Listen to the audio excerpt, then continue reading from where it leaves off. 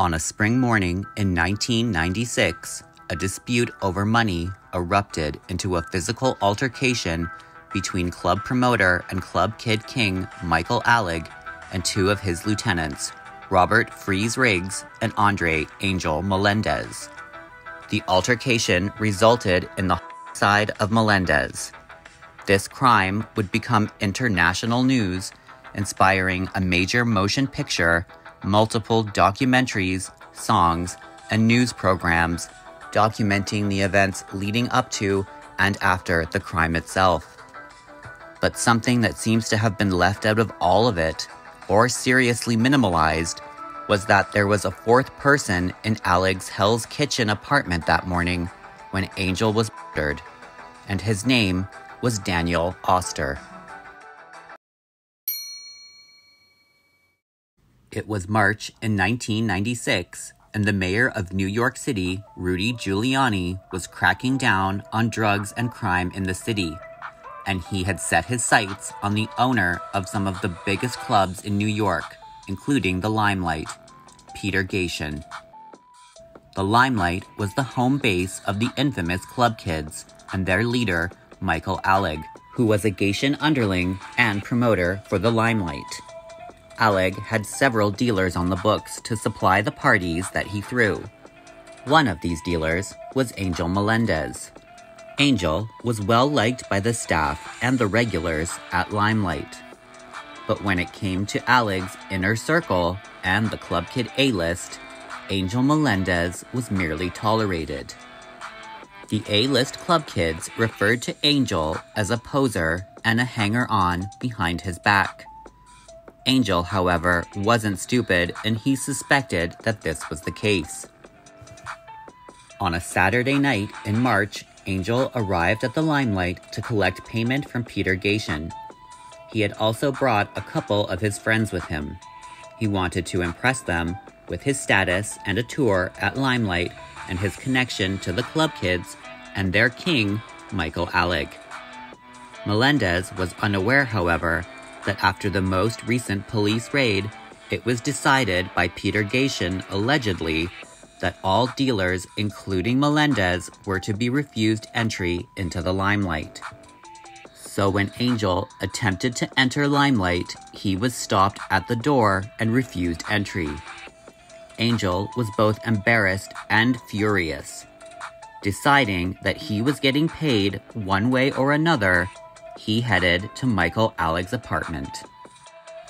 It was early on a Sunday morning when Angel showed up in the lobby of the Riverbank at 560 West 43rd Street looking for Michael Alig in apartment 3K, the apartment that Alig shared with Robert Freeze Riggs, one of Alig's other suppliers.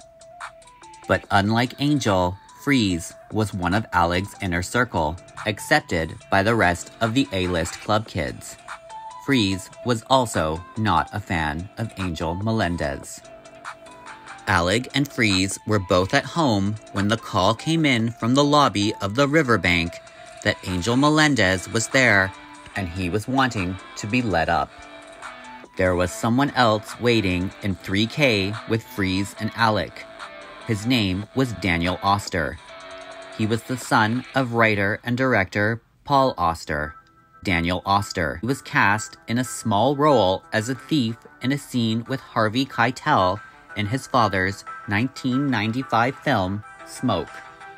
Daniel spent his nights raving at the Limelight, with a paperback copy of American Psycho in his pocket. James St. James was there the night that Michael Alig met Daniel Auster, and he recounted it later. Quote, "Daniel was a wild child. When he and Michael met, they were at a rave, and Michael ran over to me and said, 'I've just met the love of my life.' Then he dragged this boy over. They became inseparable, a couple from hell. We all knew who Daniel was. It became this joke that Paul Auster had a kid from The Omen on his hands." Exactly what happened after Angel enters the apartment depends on whose account you believe. What is generally accepted in all accounts is that a verbal argument over debt escalated into a physical attack on Alig by Angel. Angel is then hit by a hammer 3 times by Riggs before he goes down unconscious. In Robert Riggs' confession letter, he is in his bedroom with Daniel, who he does not refer to by name, but only as his, quote, friend, when they hear an argument in Michael's bedroom, followed by a crash. Freeze leaves his bedroom to investigate. When he arrives at the doorway of Michael's bedroom, he sees Angel attacking Alig, and Alig cries out for help. "Help me, get him off of me." In Michael Alig's version of events, the altercation takes place in the living room, and things are a bit more convoluted. After Angel enters the apartment, he demands that Alig take him to Limelight owner Peter Gation's house so he can collect the money that he is owed.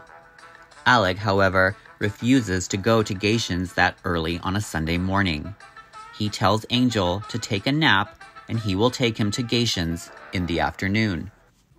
At this point, according to Alig, Daniel began showing signs of an OD, and Alig asked Angel to give Daniel some coke to counter the effects of the OD. Angel refused. At this point, Freeze begins an argument with Angel, and while this is happening, Alig says he is able to take and administer the coke to Daniel, bringing him out of the OD. Then, Freeze says something to the effect of, quote, "Angel, this is why no one likes you." Alig said that this remark hit Angel hard, because it was true, and on some level, Angel was aware of it. Angel then confronts Alig and says something to the effect of, "Are you going to let him talk to me like that?" Then, it escalates to violence, with Angel Melendez grabbing Alig and throwing him into a china cabinet, shattering the glass and leaving a huge chunk taken out of the back of Michael Alig's neck. But Daniel Auster had his own version of what went down that morning. Auster told police that Alig and Freeze had planned to kill Angel that morning for money and drugs. One of the officers who worked the case against Alig and Riggs told the documentary Glory Days that they had had a witness who was there that night and witnessed the murder and was willing to testify under oath that Michael Alig and Robert Riggs robbed Angel after they killed him. The witness was not named by the officer, but was Daniel Auster. Another detail that is generally not in dispute is that after Angel was knocked out, he had a pillow or sweatshirt placed over his face.